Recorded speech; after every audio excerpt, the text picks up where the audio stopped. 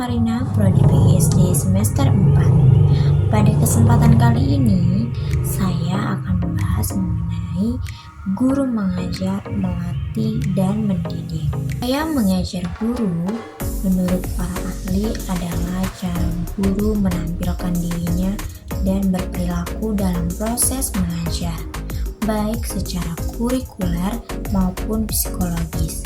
Gaya mengajar mencerminkan bagaimana seorang guru menyampaikan materi dengan berinteraksi dengan para siswa. Beberapa pengertian gaya mengajar menurut ahli saya akan sampaikan. Pertama, menurut Abdul, gaya mengajar adalah sebuah tingkah laku, sikap, perbuatan guru dalam melaksanakan proses mengajar. Nah, jadi bisa kita simpulkan bahwa gaya belajar guru adalah sebuah tindakan yang diberikan oleh guru kepada siswa. Bagaimana cara guru berinteraksi, memberikan soal, memberikan pertanyaan seputar materi yang dibahas oleh guru tersebut. Nah, selanjutnya mengenai guru sebagai pendidik. Kita tahu ya teman-teman, bahwasannya guru ini bukan hanya sekedar mengajar, tetapi beliau adalah pendidik, di mana beliau ini bisa mengayomi, memberikan, menuntun. Guru itu sebenarnya adalah pahlawan tanpa jasa. Banyak banget ya para ahli. Terus ada juga lagi yang menceritakan bahwa guru ini adalah pahlawan tanpa jasa. Beliau ini adalah dasar. Beliau ini adalah fondasi dari segala semua pekerjaan. Gurunya menghasilkan tentara, menghasilkan polisi, dan menghasilkan para pengusaha dan lain sebagainya. Ada beberapa ahli yang menjelaskan bahwa guru ini adalah seorang pendidik.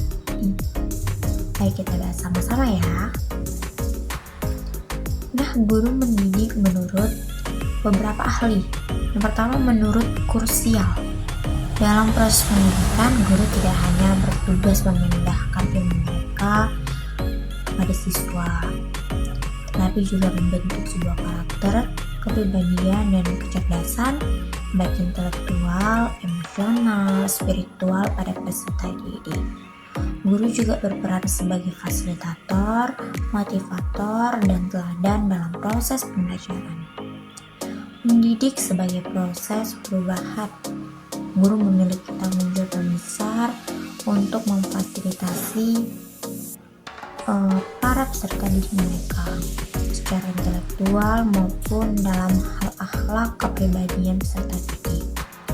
Guru juga dapat membangun karakter yang mengajarkan materi pembelajaran, tetapi juga menanamkan nilai-nilai yang positif dan menumbuhkan karakter yang baik pada peserta didik, sehingga mereka menjadi individu yang bertanggung jawab dan bermanfaat.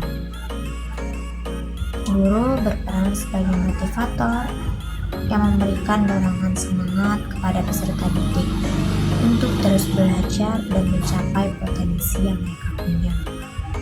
Guru juga sebagai teladan yang harus menjadikan sebuah peserta mereka itu dalam hal akhlaknya, perilakunya, untuk mencapai tujuan belajar yang efektif dan efisien. Nah, selanjutnya tentang guru melatih. Bagaimana sih guru yang melatih itu? Apa sih guru yang melatih itu? Itu adalah pertanyaan yang penting banget teman-teman, ataupun saya sendiri bertanya-tanya mengenai guru melatih. Nah, jadi guru melatih itu dalam konteks pendidikan formal merupakan bagian dari tugas pokok guru. Guru berperan sebagai pendidik profesional yang tidak hanya mengajar, tetapi juga melatih peserta didik agar memiliki keterampilan tertentu sesuai dengan standar kompetensi yang telah ditetapkan. Guru melatih juga berperan dalam memberikan pengulangan keterampilan, membimbing dan menggerakkan dan menilai perkembangan peserta. Nah, Undang-Undang Tahun 2005 tentang Guru dan Dosen mendefinisikan sebagai pendidikan profesional yang memiliki tugas utama mendidik, mengajar, membimbing, mengarahkan, melatih, menilai, dan mengevaluasi peserta didik. Ki Hajar Dewantara menekankan pentingnya guru sebagai pedoman pembimbing yang memberikan contoh, mendorong siswa dan membimbing mereka untuk mengembangkan potensi yang mereka punya. Nah, jadi kan kita sudah mengetahui tentang guru mengajar, mendidik, dan melatih.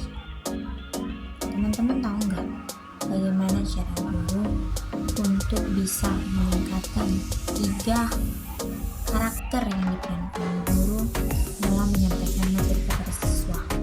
Tidak hanya menjadi pengajar, tetapi juga menjadi pelatih. Tidak hanya menjadi pelatih, tetapi juga pendidik yang baik untuk anak ataupun peserta didik mereka. Nah, Ki Hajar Dewantara sendiri mengutarakan bahwa didiklah anak-anak kalian sesuai dengan zamannya. Bagaimana pada zaman sekarang ini meningkat pesat yang namanya teknologi. Jadi sebagai seorang guru, cara kita untuk mendidik, melatih, mengajar siswa itu bisa dengan menggunakan teknologi. Nah, teknologi ini bisa mengarah ke hal yang positif maupun ke hal yang negatif, tergantung bagaimana cara kita mengisi perilaku, akhlak, dan pemikiran intelektual, emosional, spiritual anak. Karena sekolah dasar adalah fondasi dalam berpikir, dalam meningkatkan keterampilan baik emosional dan intelektual orang. Nah, kita sebagai seorang guru juga bisa meningkatkan dengan cara teknologi, yaitu dengan memberikan materi-materi ataupun tugas-tugas yang bersangkutan dengan teknologi. Tapi kita juga harus berkontribusi kepada orang tua anak, supaya mereka itu juga menjadi pengawas pertama di rumah terhadap anak. Jadi mereka itu tidak kecanduan dengan yang namanya teknologi. Teknologi itu kan bisa berupa dengan gadget ataupun HP. Nah, anak-anak sekarang itu dari mereka kecil, bahkan anak SD itu udah punya yang namanya HP. Dan mereka itu sering banget tidak diawasi oleh orang tuanya di rumah. Jadi mereka itu berlebihan, bisa merusak mata, pemikiran, syaraf-syaraf, dan lain sebagainya. Jadi kita itu harus mendidik sesuai zamannya, tetapi dengan cara yang benar dan tepat, supaya anak itu tidak terbawa arus. Kita harus bisa mengawasi, harus bisa mendeteksi apa yang dibuatnya, apa yang dilakukannya, supaya anak itu tetap terlatih, terbawa perlahan, tidak hanya langsung terbawa arus tanpa ada ketinggalan jelas di belakangnya, tidak ada hasil yang baik di depannya juga nanti.